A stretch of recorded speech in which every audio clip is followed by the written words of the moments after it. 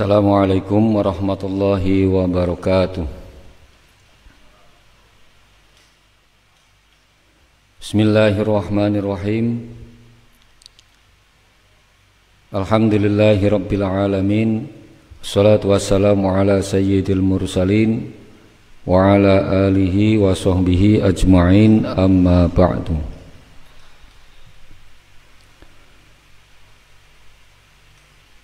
Qala al-musannifu rahimahullah, as-sinfu tsani minal maghrurin ashabul ibadat. Ini masih menjelaskan,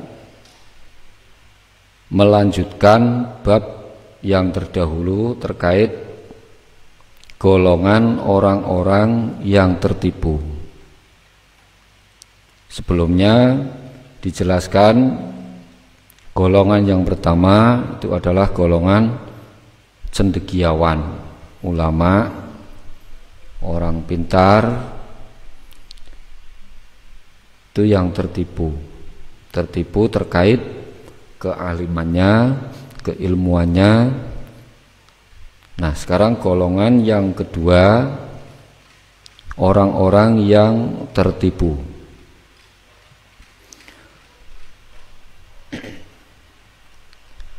As-sinfu tsani utawi golongan kang kaping pindho minal maghrurin saking pira-pira wong kang kebujuk, wong kang ketipu.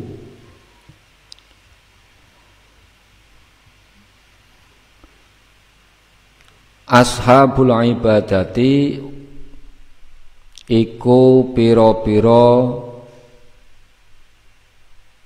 wong kang ibadah, orang-orang yang selalu beribadah.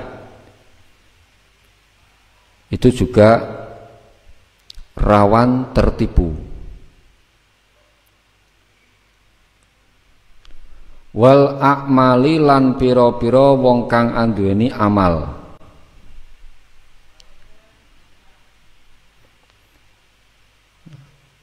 Golongan yang kedua ini yaitu orang-orang yang suka beribadah, suka beramal. Ini juga rancu atau rawan tertipu dengan amaliyahnya itu tadi.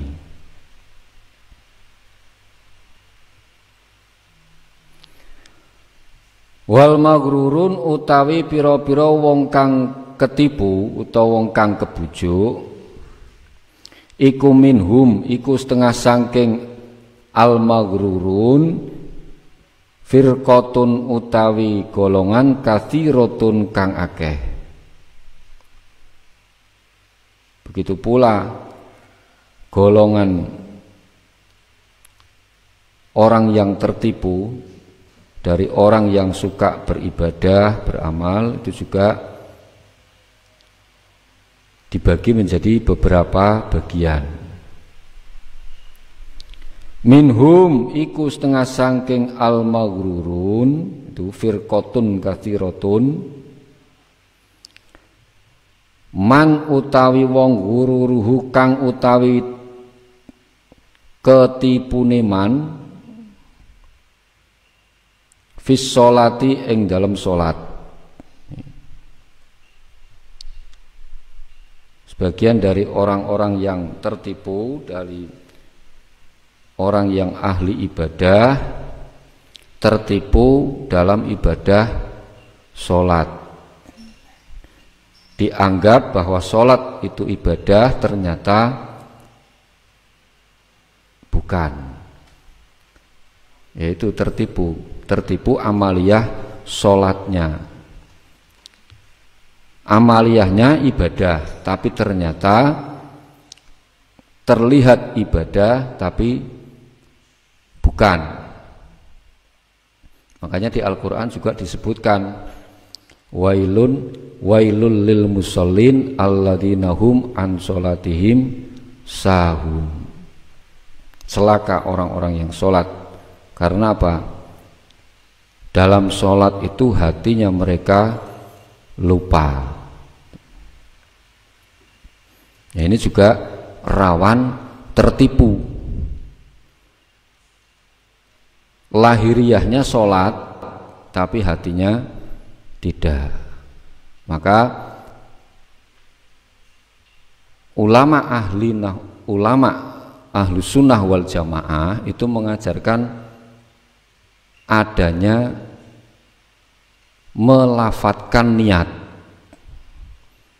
Jadi sunnah melafatkan niat karena apa? Di situ untuk menjadikan hatinya itu tetap tertumpu atau hatinya tetap supaya apa? Selalu mengingat Allah. Contoh sholat maghrib. Itu di situ biasanya pada saat niat mesti diiringi dengan lillahi ta'ala, supaya apa? Semua ibadahnya terutama sholatnya itu dikarenakan Allah, bukan yang lainnya. Karena di situ rawan yang sepertinya kelihatan lahiriahnya sholat tapi ternyata hatinya tidak sholat. Bahkan Allah sendiri mengancam, wailun. Banyak sekali orang yang sholat tapi ternyata hatinya tidak sholat. Lah ini rawan akan terjadinya jadi di situ ditipu oleh amaliyah sholatnya. Nah, maka untuk supaya tidak tertipu dengan amaliyah sholatnya, nah ahlu sunnah wal jamaah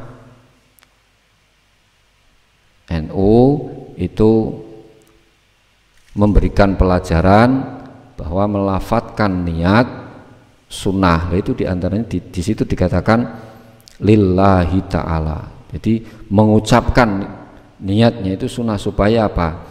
Hatinya ngelingke hatinya. Apa ngelingke itu? Mengingatkan hatinya untuk tetap selalu ibadah itu hanya untuk Allah. Terus wa minhum man gururuhu fi tilawatil Quran. Wa minhum lan iku setengah sangking firqatun katsiratun man utawi wong gururuhu kang utawi ketipune man fi tilawatil Quran ing dalem maca Al-Qur'an. Juga orang yang membaca Al-Qur'an itu juga rawan tertipu, apalagi orang yang membaca itu suaranya bagus, suaranya indah. Itu juga rawan tertipu dengan dia bacaan Al-Qur'annya, apalagi itu tadi suaranya bagus. Bisa jadi niatnya membaca Al-Qur'an itu bukan murni karena Allah, tapi supaya apa? Di alam orang banyak, di alam itu apa? Dipuji. Nah, itu artinya dia tertipu dengan bacaannya sendiri. Jadi bukan murni karena Allah, murni karena membaca Al-Qur'annya ridhonya Allah, terus nanti mendapatkan pahala, bukan, tapi karena ingin dipuji orang banyak. Nah, ini juga rawan terjadi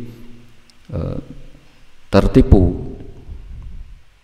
Ya makanya mendinglah orang yang membaca Al-Qur'an tapi tidak punya suara bagus, itu mending, tidak ada yang bisa dibanggakan.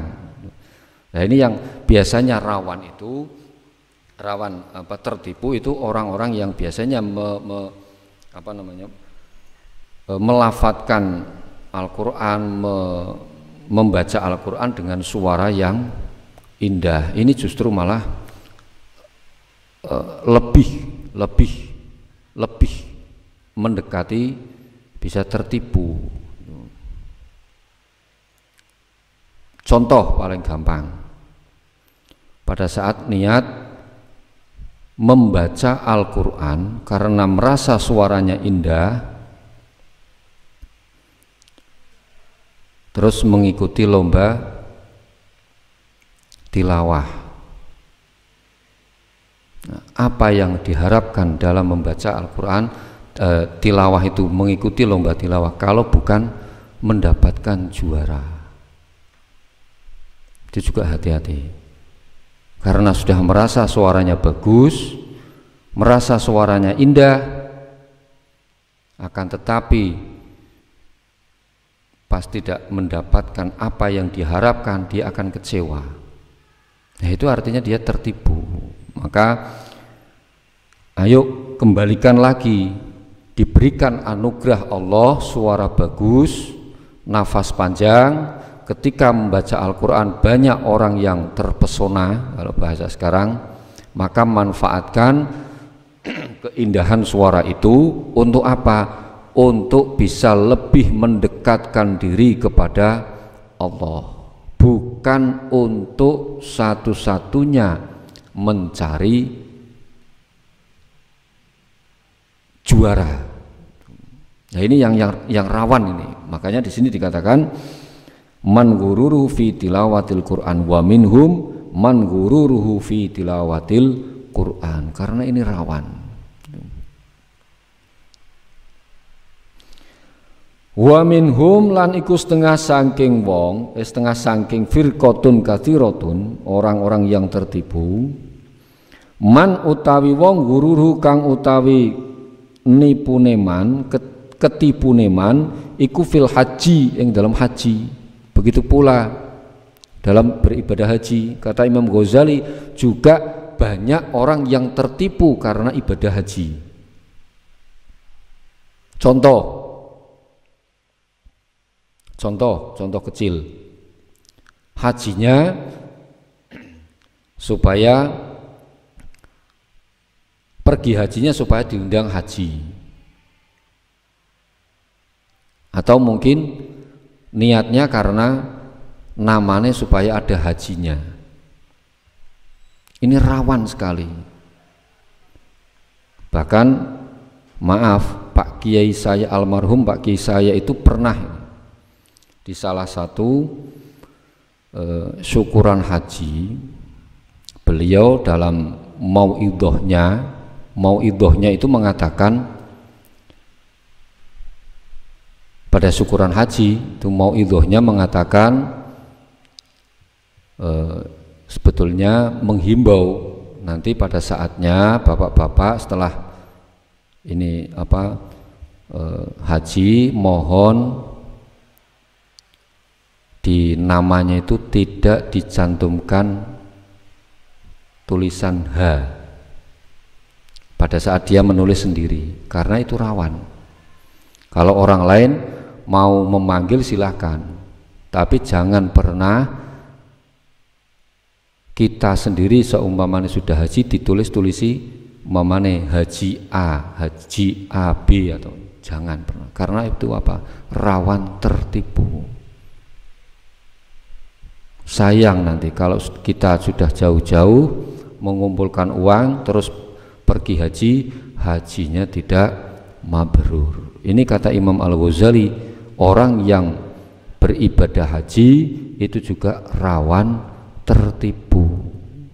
Nah, makanya ya harusnya bagaimana? Harusnya ketika berhaji ya diniatkan betul-betul lillahi ta'ala.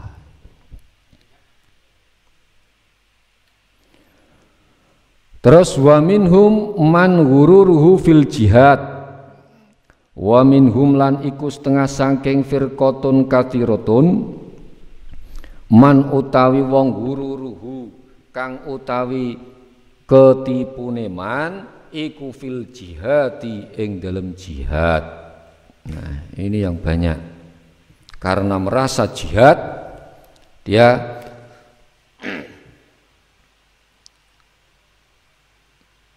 tanda kutip mengklaim bahwa ini jihad pasti surga. Belum tentu juga. Jihadnya itu nanti karena apa? Niatnya apa? Ini juga perlu dikoreksi perlu harus kita perbaharui. Jangan hanya asal jihad ternyata diliputi oleh nafsu. Makanya Imam Ali, sahabat Ali, itu pada saat perang ada salah satu musuh yang sudah menyerah kepada sahabat Ali, sudah menyerah, yang awalnya jadi pada saat dihunus mau dibunuh itu sahabat Ali tidak jadi membunuh. Kenapa? Karena pada saat itu mau dibunuh musuhnya langsung meludahi mukanya sahabat Ali. Itu justru oleh sahabat Ali tidak jadi dibunuh. Kenapa? Ditanya itu sahabat Ali, loh kenapa kok tidak jadi dibunuh? Saya khawatir saya membunuh musuh saya ini karena nafsu saya. Kenapa? Karena tadi ketika mau sudah menyerah akan saya bunuh, justru orang itu meludah saya. Nah, itu khawatir sahabat Ali itu membunuhnya bukan karena jihad tapi karena nafsu. Itu makanya hati-hati. Jadi hati-hati pada saat di sini jihad, apalagi nanti jihadnya itu jihad memerangi hawa nafsu. Jangan dikira, apalagi sekarang itu marak bom dengan dikemas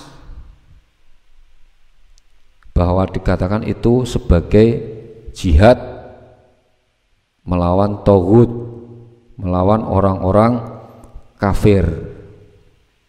Nah, di sini dikatakan oleh Imam Al-Ghazali itu rawan tertipu dengan embel-embel jihad. Tapi ternyata apa? Yang mereka lakukan itu bukan jihad tapi nafsu. Makanya hati-hati pada saat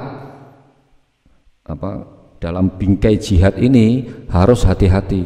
Karena di sini rawan sekali niat kita itu nanti yang menjadi pembeda. Jadi amaliyahnya sama, perbuatannya sama, gerak-geriknya sama, tapi nanti yang membedakan mana yang betul-betul lillahi ta'ala dan mana yang hanya karena nafsu, yaitu tadi niatnya. Nah, ini maka oleh Imam Al-Ghazali ini diwanti-wanti orang yang berjihad, orang yang membaca Al-Quran apalagi dengan suara indah, terus orang yang sholat itu juga rawan tertipu dengan amaliyahnya, yaitu tadi karena diliputi oleh nafsu. Makanya di sini diwanti-wanti oleh Imam Al-Ghazali supaya apa? Bukan berarti Al-Imam Ghazali itu benci, enggak, karena apa? Khawatir. Sayangnya Imam Al-Ghazali kepada kita sampai mengingatkan amaliyah kita itu supaya bisa tetap murni karena lillahi ta'ala, bukan karena nafsu.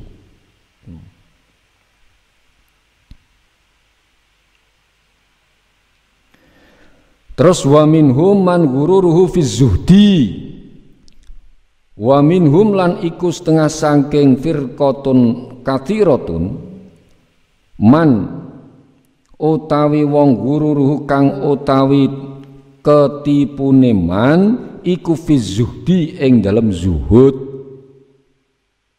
Begitu pula orang yang zuhud itu juga rawan tertipu oleh kezuhudannya.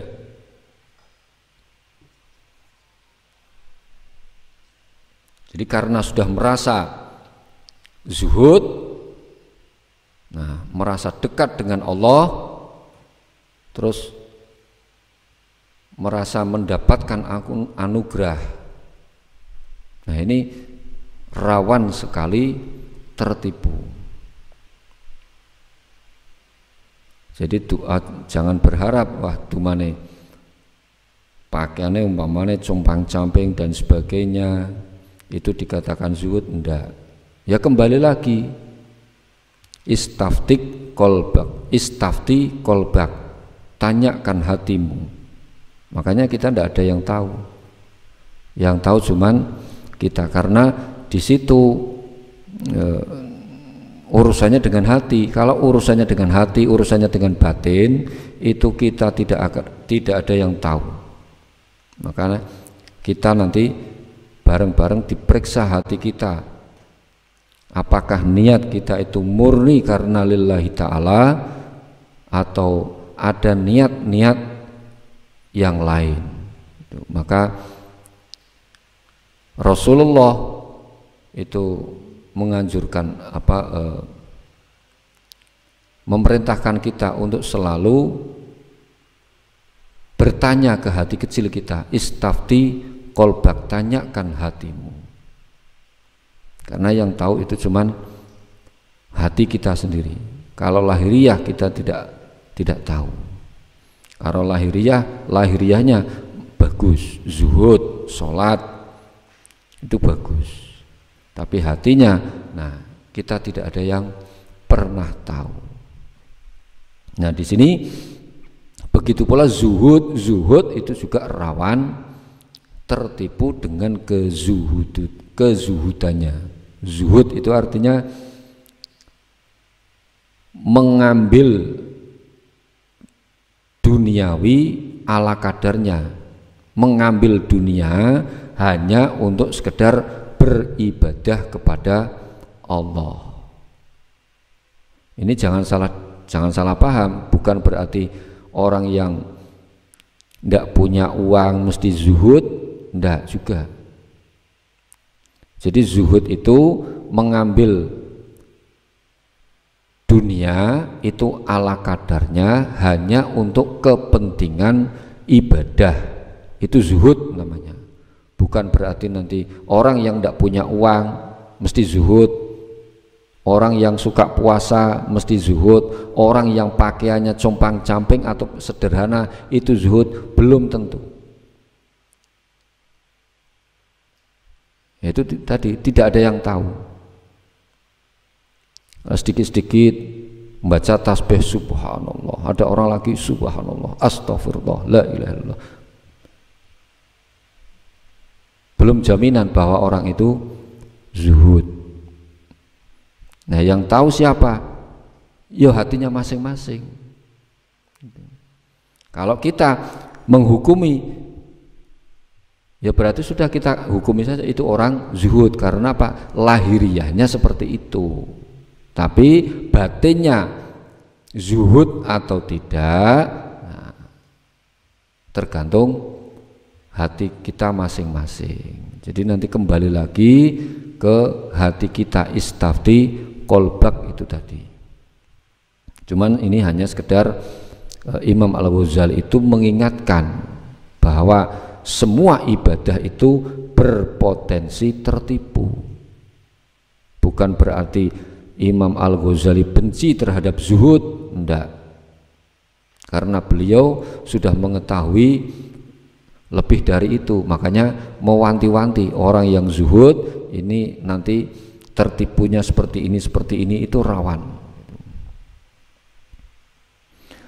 Terus wa minhum firqatun ahmalul faraid, wa minhum lan iku setengah saking firqatun katsiratun, firqatun ana utawi golongan ahmalu kang padha nyrantekake sapa firqatun al faraidha ing pira-pira ibadah fardu, wastagholu lan padha ketungkul sapa firqatun bin nawafili kelawan pira-pira ibadah sunnah. Sebagian lagi ada orang yang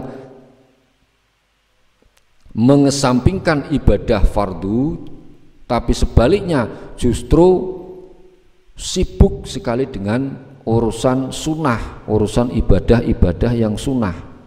Sementara ibadah fardunya, ibadah wajibnya ditinggalkan. Ini banyak.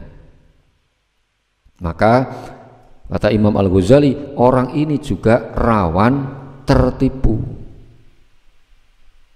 Dianggapnya orang yang paling merasa ahli ibadah, sedikit-sedikit sunnah ibadah dan sebagainya, tapi apa itu tadi, mengesampingkan ibadah wajibnya,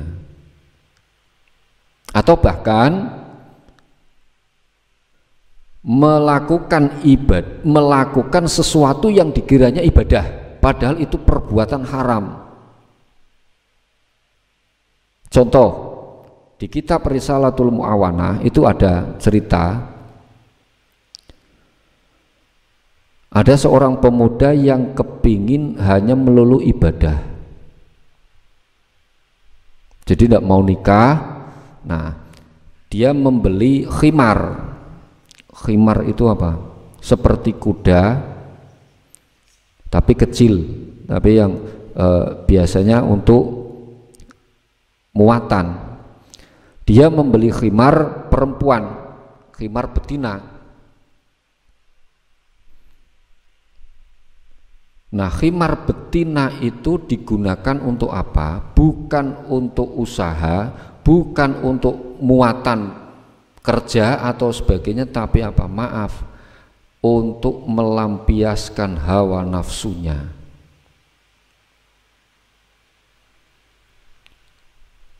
Nah itu terus ditanya, kalau jawabannya apa, Mas, sampean beli khimar ini untuk apa? Oh, ini untuk menjaga farji saya, untuk menjaga kemaluan saya. Dari apa? Dari zina. Loh, kok iya? Iya, karena saya khawatir zina, maka saya membeli khimar untuk melampiaskan nafsu saya. Nah itu tidak ngerti, ternyata menjima, apa namanya, menjima itu apa? Menyetubui hewan itu ternyata haram. Tapi dia ibadahnya 24 jam, hampir tidak tidur. Siangnya puasa, kalau malam ibadah sunnah. Tapi lah itu, apa namanya, ngumpuli apa, menjima apa tadi, menjima khimar, menggauli khimar,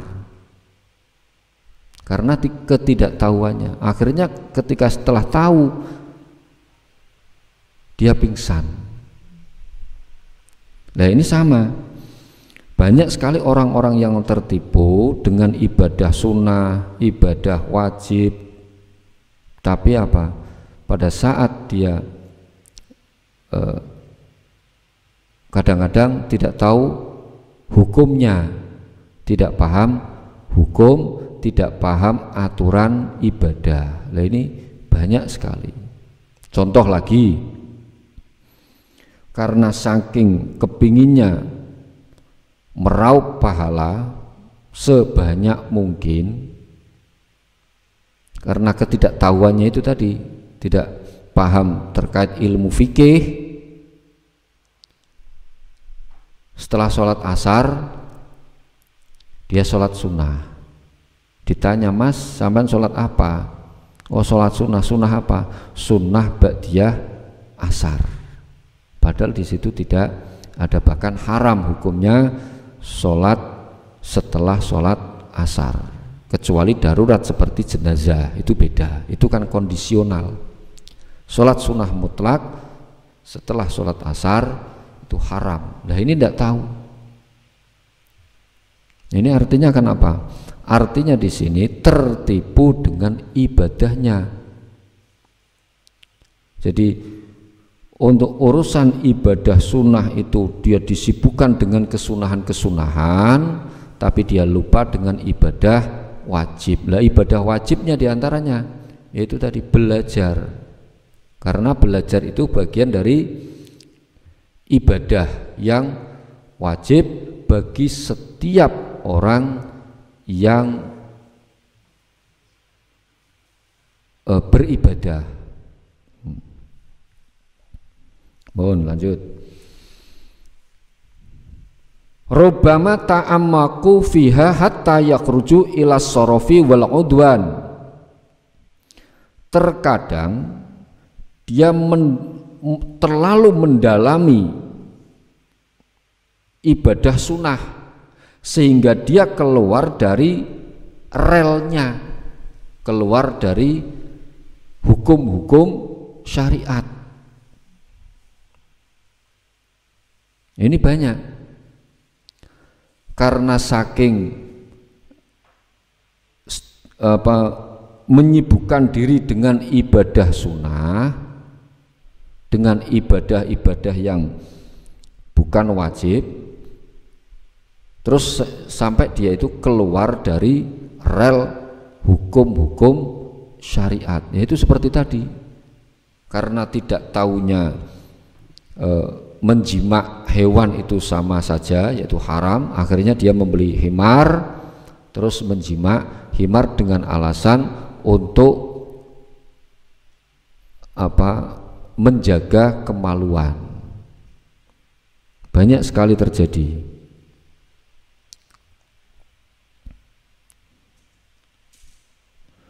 Kalladzi kaya wong taglibu kang lindih alaihi ing ngatasé alladzi apa sing lindih alwaswasatu waswas fil wudu ing dalam wudu. Nah, seperti halnya ketika wudu, pada saat wudu karena saking nemen-nemen iki apa bahasa Indonesia ini, saking mendalami supaya betul-betul sesuai dengan hatinya, kadang-kadang sampai was-was. Wudhu itu ada kadang-kadang sampai ada yang nawaitu bolak-balik. Iya kan? Nawaitul wudu'a, nawaitul wudu'a bolak-balik. Yaitu karena apa? Nafsu was-was itu diliputi rasa was-was. Dianggapnya belum sempurna. Bahkan pada saat sholat. Nah, ini banyak yang terjadi. Dikarenakan di situ pada saat sholat itu niatnya harus bersamaan dengan takbiratul ihram. Kalau melafatkan niat itu kan sunnah. Melafatkan niat sebelum takbiratul ihram itu boleh, tidak apa-apa, untuk mengingatkan hati supaya dalam kondisi sholat. Nah, makanya usolli fardhol maghribi contoh, itu melafatkannya itu kan sunnah. Nah, ini kadang-kadang ada yang sampai was-was, usolli fardhol maghribi, usolli sampai sebegitunya. Bahkan sudah takbir ulangi lagi. Nah, ini karena apa? Diliputi oleh rasa was-was. Nah, ini kata Imam Al-Ghazali, banyak sekali orang-orang seperti ini yang terjadi. Nah, ini rawan dengan tertipu dengan ibadahnya sendiri. Nah, seharusnya bagaimana? Hilangkan, lawan itu rasa was-was. Ya sudah, usolli fardhol maghribi, langsung saja salah tarokatin makmuman lillahi ta'ala, Allahu Akbar, sudah. Jangan sampai waduh, hati saya tadi belum niat, hilangkan itu. Karena itu tanda was-was. Karena itu memang setan di situ berperan. Setan itu di situ berperan. Nah, makanya orang yang was-was itu, ayo sudah hilangkan, lawan itu rasa was-was. Karena kita tahapnya itu tahap masih belajar. Kita sholat sudah memenuhi syarat rukunnya, itu sudah alhamdulillah. Nah, nanti urusannya diterima oleh Allah atau tidak, ya sudah kita pasrahkan. Kita pasrahkan lagi kembali ke Allah. Itu banyak sekali. Makanya juga disunahkan, kenapa orang sholat itu disunahkan berjamaah. Nah, makanya orang yang sholatnya was-was kok sampai jamaah terus was-was, itu insya Allah itu kayaknya digoda setan itu. Karena sudah dikatakan sholat jamaah itu mesti diterima karo Gusti Allah, ndak mungkin ndak. Seandainya imame ora diterima karo Gusti Allah, makmume ndak diterima karo Gusti Allah, tapi Gusti Allah ridho karena mereka sudah mau jamaah, lah itu diterima. Makanya bagi kita orang awam itu lebih baik sholatnya jamaah. Kalau bisa jangan sampai sholat sendirian, apalagi bagi orang yang suka was-was, disunahkan sholat dengan berjamaah. Apabila was-was, lawan itu was-was, karena itu bagian dari setan. Kan ada itu kadang-kadang usoli sampai imamnya sudah Allahu Akbar rukuk, dia masih usoli terus. Ya karena itu tadi was-was itu. Jadi ngepaske usoli fard Allahu Akbar sampai nangati biar bareng. Itu kalau ndak biasa memang kadang-kadang waduh ini pas apa ndak, lah itu sulit. Makanya ya sudah Allahu Akbar sudah niat, ndak usah dijerok-jerok ndak usah didalemi lagi, karena itu rawan untuk digoda setan. Yakini saja kalau insya Allah dengan sholat berjamaah itu Allah menerima ibadah kita. Nggak usah berpikir ini nanti sholatnya diterima atau enggak, ini niatnya ini sudah pas di dalam hati atau enggak, itu hilangkan, karena itu bagian dari was-was. Nah, kata Al-Imam Al-Ghazali, nah was-was ini juga bagian salah satu tipuan, tertipu pada saat beribadah itu was-was itu. Jadi was-was itu tipuan itu. Makanya hati-hati. Lah niki pada saat orang berwudu itu juga diliputi rasa was-was. Dia mengulang-ulang, kadang-kadang mengulang. Ini sudah kena apa belum? Biasanya ada itu. Sampai airnya mau habis masih cuci di muka terus. Karena dirasa mungkin belum ada yang kena air. Jadi wudu pada saat membasuh muka, hatinya masih bertanya-tanya, ini tadi wajah saya sudah tak basuh semua apa enggak? Apa ada yang belum kena? Mungkin basuh lagi, itu ada. Maka nah ini kata Al-Imam Ghazali sampai sebegitunya, bahkan sampai berlebihan dalam beribadah. Nah, orang kalau sudah tertipu, nah itu ciri-cirinya berarti orang yang tertipu itu. Makanya harus dilawan, was-was itu harus dilawan. Jangan dibiasakan untuk selalu was-was, itu harus berani dilawan. Kalau enggak akan terus-menerus seperti itu ibadah.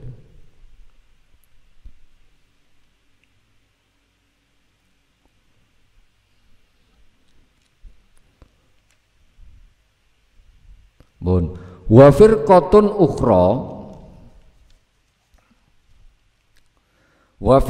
ukhra lan golongan kang weneh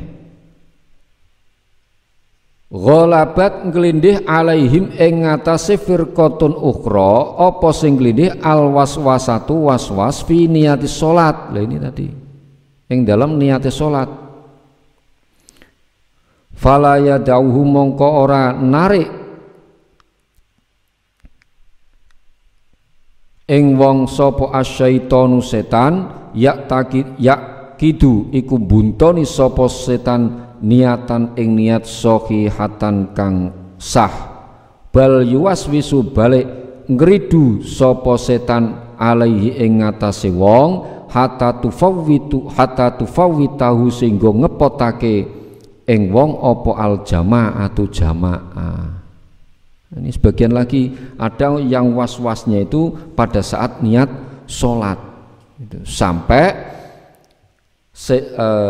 ketika niat sampai dia jamaah ketinggalan. Jadi dikalahkan oleh rasa was-was. Jadi niatnya sholat itu dikalahkan oleh rasa was-was. Jadi usolli. Jadi sampai imamnya rukuk tadi itu usolli terus, karena itu tadi was-was. Maka kata Imam Al-Ghazali ini was-was ini bagian dari tipu daya setan. Ya makanya harus dilawan. Cara mengobatinya bagaimana? Ya dilawan. Tuh. Tidak ada lagi itu, harus mau tidak mau harus dilawan. Karena setan itu harapannya orang yang berjamaah tadi supaya ketinggalan jamaah. Nah, buktinya kan kadang-kadang masih ada itu. Warubama akhroja as-sholat anil wakti. Nah terkadang justru malah keluar dari waktunya sholat hanya karena rasa was-was itu tadi. Hanya karena rasa was-was sampai keluar waktunya sholat. Tidak sholat-sholat, mengusolli terus sampai zuhur tekan asar. Ada ndak kira-kira itu? Tidak ada kayaknya ya.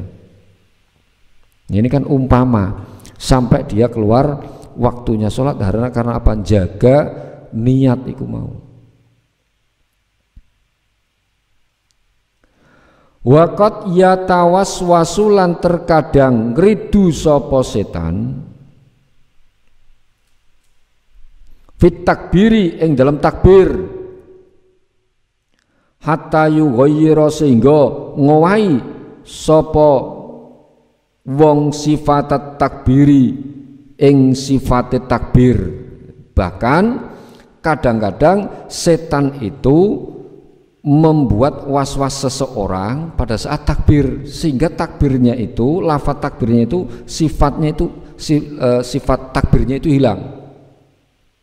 Contoh pada saat sholat Allahu Akbar, karena itu tadi bahwa niat itu niat itu letaknya di mana? Letaknya pas bareng dengan amal. Itu contoh sholat. Niatnya di mana? Ya pas pada saat mulai takbir Allahu Akbar itu. Nah itu kan sulit bagi orang yang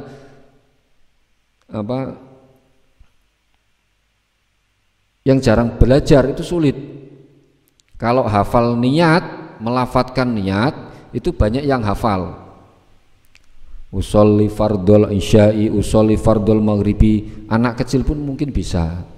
Tapi untuk bisa menyelaraskan antara niat dengan takbir, ini yang tidak mudah. Harus ada sering latihan. Latihannya bagaimana? Ya sering sholat.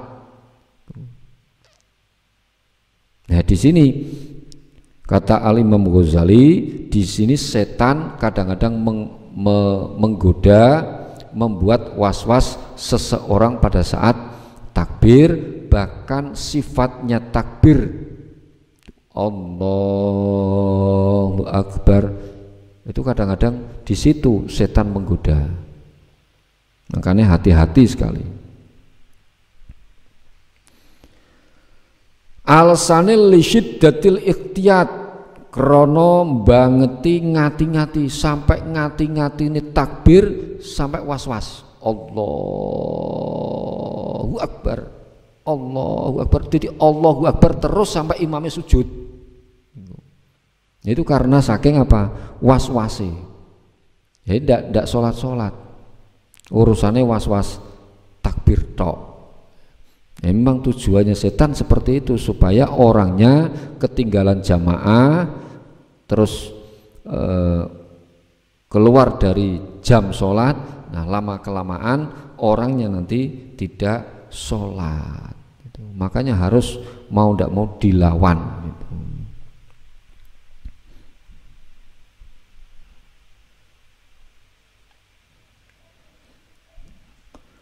Wa yufawwituhu lan ngepotake ing wong apa al istima'u ngrungokake lil Fatihati maring maca Fatihah, sehingga sampai karena was-was itu tadi urusan takbir, sehingga makmumnya itu tidak mendengarkan bacaannya imam, terutama membaca Fatihah.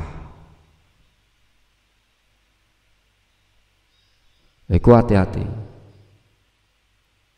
Jadi pada saat takbir Allahu Akbar ya sudah. Masalah nanti waduh iki takbirnya pas opo enggak dengan hati itu urusan lain. Yang penting harus dilawan. Itu kalau nanti was-was seperti itu terus, itu kadang-kadang bahkan bisa meninggalkan pas pada saat imam membaca Fatihah itu makmum isi ngurusi takbir. Itu jangan sampai. Nah, di sini dikatakan membaca Al-Fatihah mendengarkan bacaan imam pada saat membaca Fatihah. Sekali lagi, makanya sunnah bagi makmum, bagi imam sendiri juga sunnah pada saat membaca Fatihah, setelah membaca Fatihah ya, itu makmum imamnya membaca surat tapi lirihnya apa bahasa Indonesia nih? Pelan. Harapannya apa? Harapannya nanti makmum itu membaca Fatihah selesai.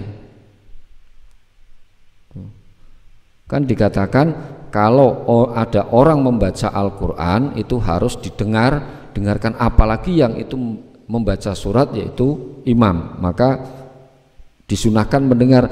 Lah caranya bagaimana? Imamnya, ini bagi imam ini, terutama bagi imam, pada saat ngimami supaya makmume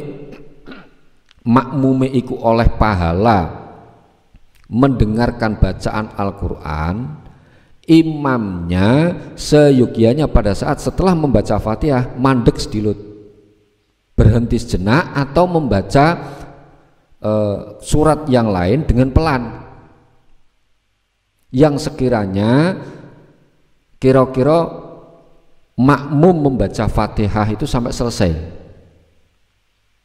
Nah, setelah kira-kira selesai, nah makmum nanti mengeraskan bacaan suratnya. Itu sunnah. Jangan langsung waladhdallin amin, langsung baca bismillahirrahmanirrahim ayat. Ya kan, makmumnya masih disibukkan membaca Fatihah, terus imamnya membaca surat. Berarti makmumnya kan masih fokus membaca Fatihah, imamnya membaca surat, tidak bakalan fokus untuk mendengarkan. Itu makanya sunnah, imamnya itu sunnah berhenti sejenak pada saat setelah membaca Fatihah, sunnah berhenti sejenak. Nah, kemudian nanti membaca Fatihah.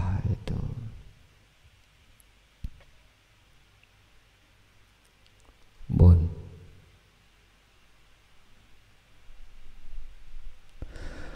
Wa yaf'alu lan kelakoni sapa wong dalika ing mengkono-mengkono takbir fi awali salat ing dalam kawitane salat. Tsumma yafilu mongko nuli lali sapa wong fi jami'iha ing dalam sekabehane salat. Wala yahdiru lan ora hadir, orang ngadirake sapa wong qalbahu ing atine wong, orang ngadirake maksudnya pada saat sholat. Wala yahdiru lan ora hadir apa qalbuhu atine wong. Ini tujuannya setan seperti ini. Jadi pada saat awal sholat itu niat takbir, niat terus bersamaan dengan takbir, ketika was-was nanti merembetnya dia lupa dengan semuanya apa yang nanti akan dikerjakan pada saat sholat gitu. Nah, setelah itu nanti apa? Pada saat sholat hatinya tidak hadir. Nah, ini yang dikatakan di dalam Al-Quran, wailul lil musallin alladzina hum an sholatihim sahun. Orang sholat tapi hatinya lupa, dia tidak sholat karena raganya sholat tapi hatinya tidak sholat, tidak hadir. Jadi hati-hati di sini, hati-hati karena setan itu rawan sekali untuk selalu menggoda, apalagi ini sampai was-was itu.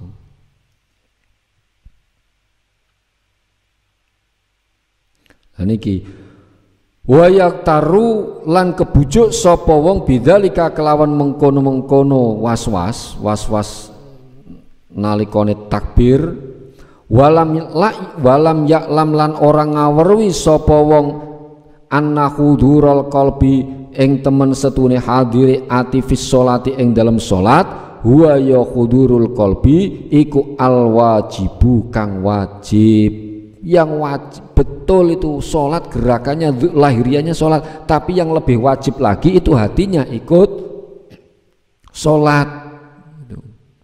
Nah dia lupa kalau dia itu sedang sholat. Makanya Imam Al-Ghazali mewanti-wanti pada saat sholat itu hendaknya jangan sampai was-was. Kalau was-was itu nanti merembetnya hatinya tidak sholat. Kalau hatinya tidak sholat, yaitu tadi wailun lil musallin, celakalah orang-orang yang sholat. Nah, yang sholat saja masih celaka, apalagi tidak sholat. Makanya hati-hati sekali.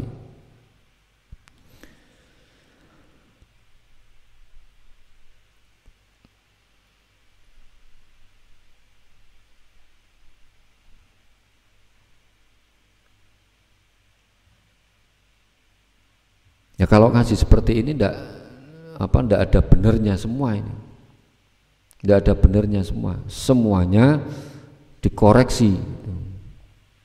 Ya, cuman apa tujuan daripada ngaji seperti ini?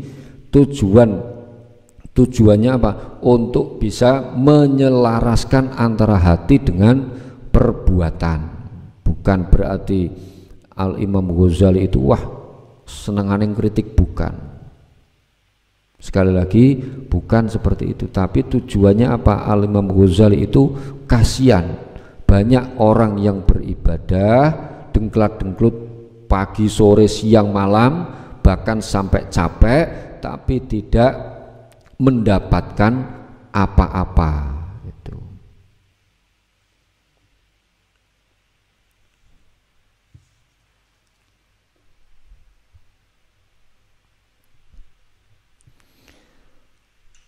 Wa firqatun ukhra wallahu alam bissawab. Ada pertanyaan?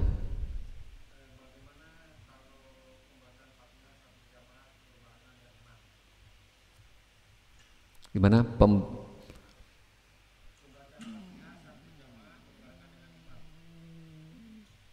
membaca Fatihah, makmum membaca Fatihah berbarengan sama imam, maksudnya batal atau enggak hukumnya? Kalau hukum enggak apa-apa, hukumnya itu kan enggak apa-apa, cuman kan di situ tidak mendapatkan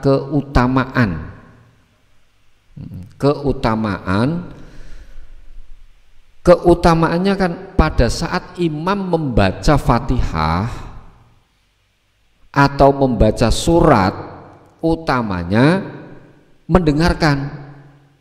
Kan ada hadis itu, apabila Al-Quran dibaca fastami'ullah apa itu, Al-Quran itu lupa saya, yang penting di situ apabila dibacakan hadis atau Al-Quran itu ada, apabila dibacakan Al-Quran maka dengarkanlah Al-Quran itu kalau tidak salah. Di situ artinya dianjurkan untuk mendengarkan apa yang dibaca pada Al-Quran. Bukan berarti nanti sholatnya batal, tidak, tapi di situ mengurangi keutamaan, mengurangi kefadilahan. Jadi dia tidak mendapatkan kefadilahan mendengarkan Al-Quran, mendengarkan bacaan Al-Quran. Itu poinnya di situ. Kalau batal atau tidak, selama dia memenuhi syarat rukun, dia tidak batal. Dia tidak batal selama dia memenuhi syarat rukun, dia tidak batal. Tapi poinnya, mendapat poinnya kalau kita Allahu Akbar terus mendengarkan bacaan imam membaca Fatihah, kita mendengarkan. Nah, mendengarkan membaca Al-Qur'an itu mendapatkan pahala sendiri. Berarti poin tambahan, keutamanya di situ.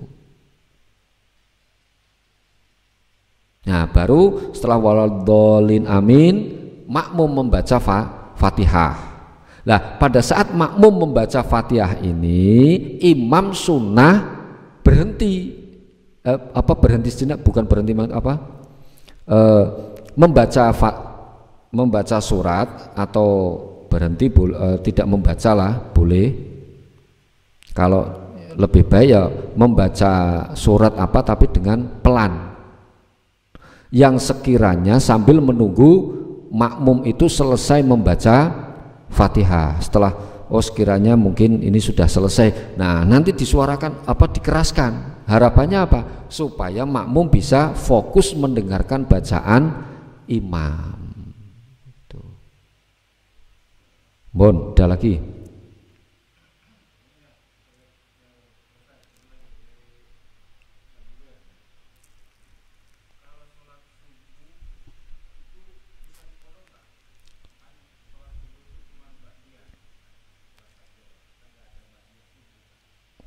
Cuman sholat sunnah qobliyah subuh, tidak ada ba'diyahnya subuh.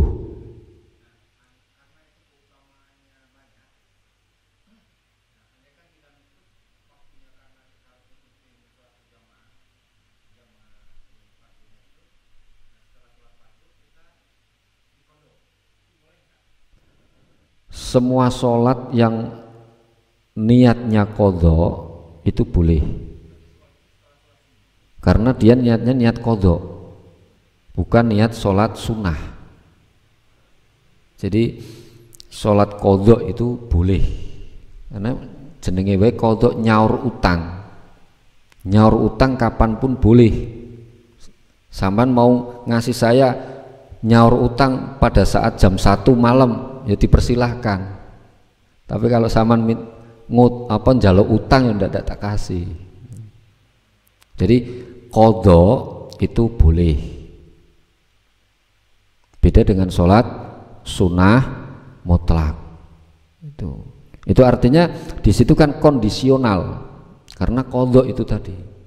Memang ada sebagian yang mengatakan kalau bisa ya qadhanya sebelum sholat fardu itu. Jadi qadha dulu baru sholat subuh umpamanya. Ada yang sholat subuh terus qadha lagi sholat subuh. Itu bukan berarti sholatnya haram, ndak, karena itu qadha. Itu niatnya kan niat qadha. Qadha itu artinya berarti mengulang menyauri yes, mengganti sholat yang terdahulu yang mungkin dilupakan atau mungkin ditinggalkan. Bon, ada lagi? Sudah. Alhamdulillah, pada malam hari ini kita cukupkan sekian. Nanti bila mana ada pertanyaan nanti akan dijawab di kemudian hari, dan mungkin apabila jawaban ini kurang berkenan atau mungkin kurang membuat puas, ya mohon dimaklumi karena keterbatasan ilmu saya. Itu semata-mata itu kedhoifan saya. Akhirul kalam, wallahul muwaffiq ila aqwamit thoriq. Assalamualaikum warahmatullahi wabarakatuh.